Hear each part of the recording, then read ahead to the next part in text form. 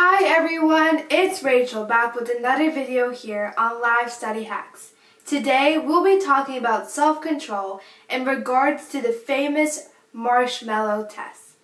Just a reminder, to help support children of incarcerated parents, please make sure to subscribe and like this video. We will be donating to this charity and more information will be on the Live Study Hacks website, linked down below in the description. So on to this video. The 1960s Marshmallow test was considered as one of the most important studies, paving the way to understand how personality leads to success. Being done for almost 50 years, it has gained popularity and even has been succeeded by Susan Wozniak, YouTube's very own CEO.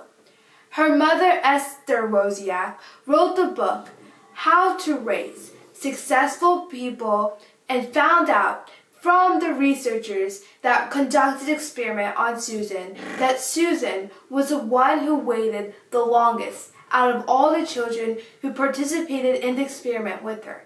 So what is this waiting and self-control all about? In essence, what exactly is the Marshmallow test? The Stanford Marshmallow test, conducted by Walter Mischel, the greatest psychologist of all time, and who has recently died 3 years ago, 2018. He and his colleagues from Stanford walked down to a preschool on campus, and they gave instructions to these 3 to 5-year-old children. And they told these children, you have the option of number 1, eating 1 marshmallow now, or number 2, eating it in 20 minutes, eating 2 marshmallows in 20 minutes. Developing self-control as a child has led to many successes over the years.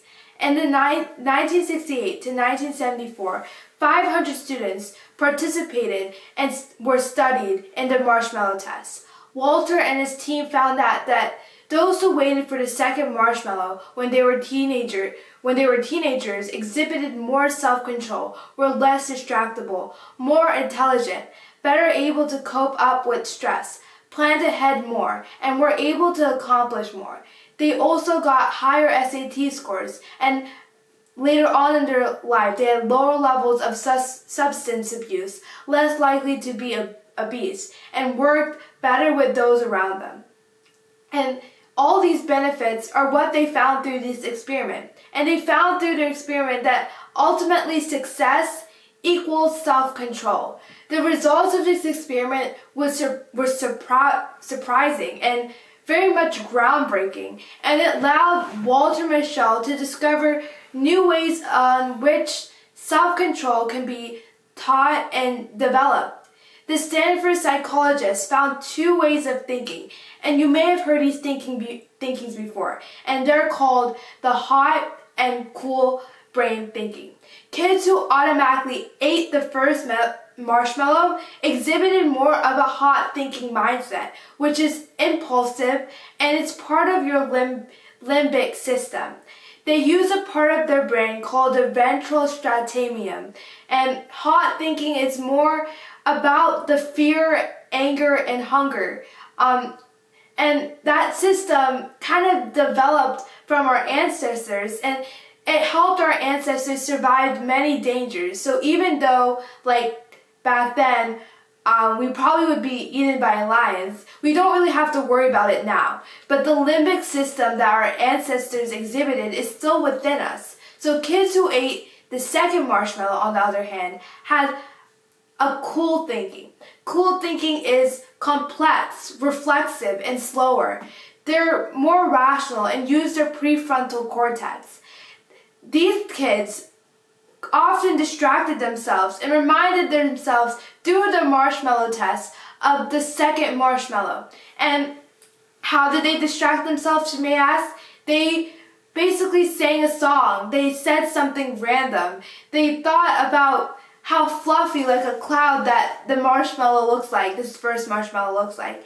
And even kids went as far as like pushing the marshmallow away from them so that they don't see it. The kids knew how to cool their hot system, and this was done in a phrase that we now know today as executive function, which is the cognitive skill that helps them pursue their goal, and delayed gratification.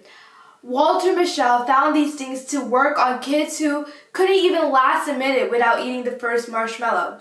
And when he explained this hot and cool thinking mindset to these kids who couldn't even last a minute, they were able to last as long as 20 minutes, and they were able to eat the second one. So if you would like to master the art of self-control, the second tip I have is you just have to imagine your future self and you, the future self, and the stranger within you. These three things. There's a self pattern and the stranger pattern, and they're kind of closely, you must be able to closely align their future self to themselves right now, and they identify themselves as not as a stranger, and we're able to master the art of self-control. So mainly try to think of yourself not as align your future self to your current self. For example, if you're like a middle schooler and your intention is probably to get a good GPA,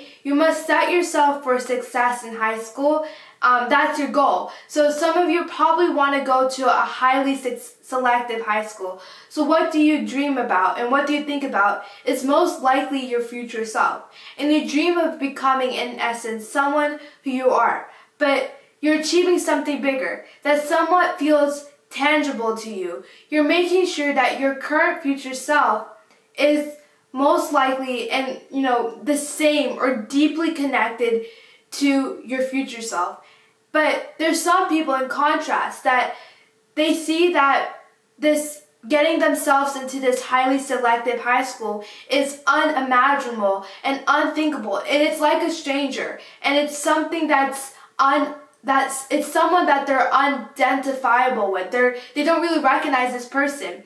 And Michelle views these two different types of future self people and the stranger self as another example of hot and cool thinking. The stranger pattern is impulsive and uses the limbic system, and the stranger, aka, is hot thinking. You can think of you can't control yourself. You see no purpose, and you're very carefree in your life. And that's all hot thinking, stranger pattern. However, the life study hackers, you must believe in the future self as yourself. It will lead to delayed gratification. And this brings us to our next point, willpower. And willpower is very finite, and it's all about motivation. Carl Dweck, someone from Stanford, talks about willpower, and he talks about saying that there's something that's strenuous, or something that should energize, something that's strenuous should energize yourself, and you should energize yourself doing something that's hard. And you have to reverse your thinking and not think about something that depletes you. You must tell yourself that you have endless amount of energy and you have the willpower to get rid of temptation.